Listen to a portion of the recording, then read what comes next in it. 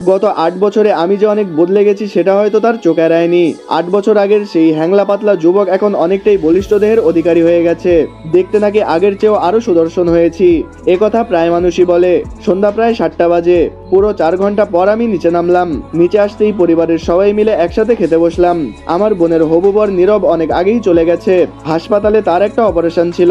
খাবার টেবিলে বসে আছেন বাবা আরাফ খান, আমি আর তন্নি, আর মা আমাদের খাবার বাড়িয়ে দিচ্ছেন। আমি অনেকবার মাকে আমার সাথে বসে খেতে বললাম, কিন্তু মা কিছুতেই রাজি হলেন না।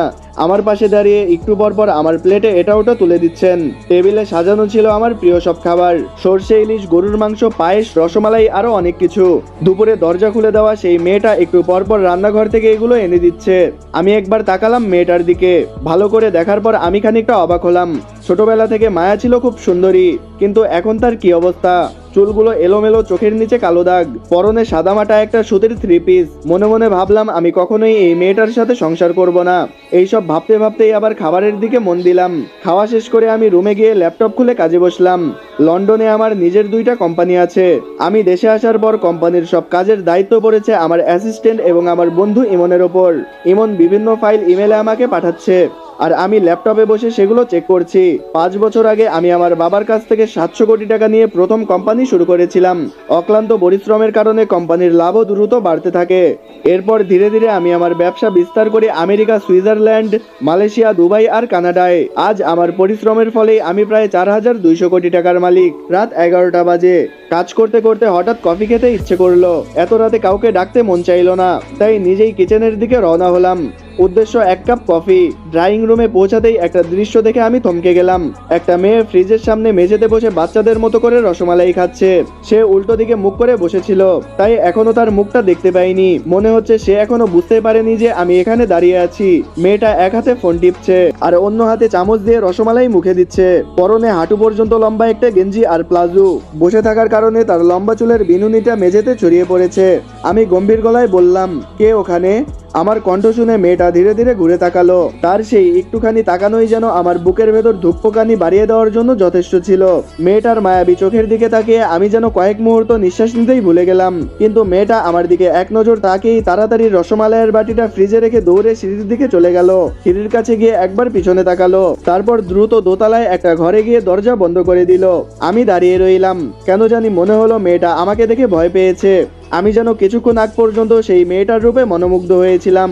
কিছুক্ষণ দাঁড়িয়ে থাকার পর নিজেকে সামলে নিয়ে কিচেনে গিয়ে 1 কাপ কফি বানালাম। তারপর কফির কাপ হাতে নিয়ে নিজের রুমের দিকে হাঁটতে শুরু করলাম। কফি নিয়ে যাওয়ার সময় হঠাৎ ভ্রু কুঁচকে কিছুক্ষণ তাকিয়ে রইলাম সেই রুমটার দিকে, যেখানে একটু আগে মেয়েটা ঢুকেছিল। তারপর আবার নিজের রুমে চলে গেলাম। রুমে গিয়ে ল্যাপটপ খুলে কাজে বসার চেষ্টা করলাম, কিন্তু কোনোভাবেই কাজে মন দিতে পারছিলাম না। বারবার শুধু ওই মেয়েটার মুখটা চোখের সামনে ভেসে উঠছিল। মাথার ভেতরে যেন শুধু তার কথাই ঘুরপাক খাচ্ছিল।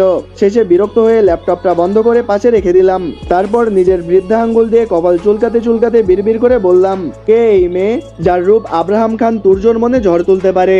হয়তো তন্নির বিয়ে উপলক্ষে তার কোনো বান্ধবী কয়েকদিনের জন্য বেড়াতে এসেছে।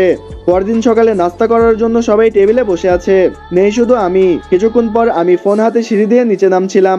আমি তখন ফোনে একটা কাজ করছিলাম। ফোনের দিকে তাকিয়ে একটা চেয়ার টেনে বসলাম। হঠাৎ ফোন থেকে মুখ তুলে তাকাতেই দেখি টেবিলের অপর পাশে ঠিক আমার সামনে বসে আছে গতকাল রাতের সেই মেয়েটা। আমি কয়েক মুহূর্ত তার দিকে তাকিয়ে রইলাম, তারপর আবার খাওয়া শুরু করলাম। আজকে তার পরনে ক্রিম রঙের একটা ড্রেস আর মাথায় ওড়না দেওয়া। জামার রংটা যেন তার গায়ের রঙের সাথে মিশে একাকার হয়ে গেছে। মেয়েটার এই সৌন্দর্য যেন আমার হৃদয়ে তীরের মতো ফুটছিল।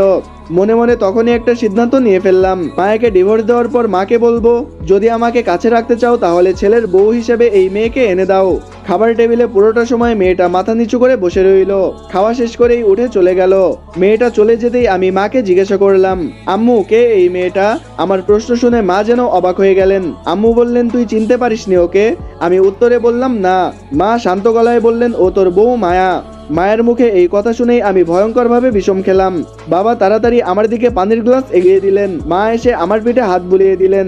কিছুটা স্বাভাবিক হওয়ার পরে আমি আবার জিজ্ঞাসা করলাম, এটা যদি মায়া হয় তাহলে কালকে যাকে দেখলাম ওটাকে? মা বললেন, ওটা তোর রাহিমা খালার মেয়ে রাবেয়া। রাহিমা 3 দিন ধরে অসুস্থ, তাই কাজে আসতে পারেনি। আর মায়া এবার এইচএসসি তে গোল্ডেন A+ পেয়েছে। এখন তো ভর্তি পরীক্ষা চলছে। কালকে ও ঢাকা বিশ্ববিদ্যালয়ে ভর্তি পরীক্ষা দিতে গিয়েছিল, আর তন্নি তোকে আনতে গিয়েছিল। আমি এত কাজ একা কিভাবে করব? তাই রাহিমা আপাকে ফোন করে বলেছিলাম রাবেয়াকে কয়েকদিনের জন্য পাঠিয়ে দিতে। আমি আর কোনো কথা বললাম না, চুপচাপ নিজের রুমে চলে এলাম। এখন নিজের ওপর ভীষণ রাগ হচ্ছে। এতদিনে একবারও কেন আমার বউটার কোনো ছবি দেখতে চাইনি। বিড়বিড় করে বলতে লাগলাম, ঘরে আগুন সুন্দরী বউ রেখে এত বছর বিদেশে পড়েছিলাম। দেশে থাকলে এতদিন দু একটা বাচ্চার বাপ হয়ে যেতাম। এইসব বলতে বলতে হাঁটতে শুরু করলাম মায়ার রুমের দিকে।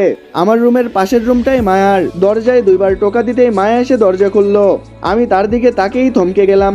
তার চোখ দুটো লাল টকটকে হয়ে গেছে, দেখেই বোঝা যাচ্ছে অনেকক্ষণ ধরে কেঁদেছে মেয়েটা। মায়াও আমাকে এই সময় এখানে আশা করেনি। সে হয়তো ভেবেছিল তন্নি আপু অথবা মামনি এসেছে। আমাকে দেখে সে একটু ভয় পেয়ে গেল। কি করবে বুঝতে না পেরে হঠাৎ করে দরজা বন্ধ করে দিল। আমি তখন দরজার কাছেই দাঁড়িয়েছিলাম, তাই জন্যই দরজাটা সজোরে এসে আমার কপালে আঘাত করলো। শক্ত কাঠের দরজার ধাক্কা লেগে আমার কপাল কেটে গেল, সাথে খানিকটা ফুলে উঠলো। আমি একদমই ভাবিনি মায়া এমন কিছু করবে, কারণ আমি তো শুধু এসেছিলাম মায়ার সাথে একটু কথা বলতে।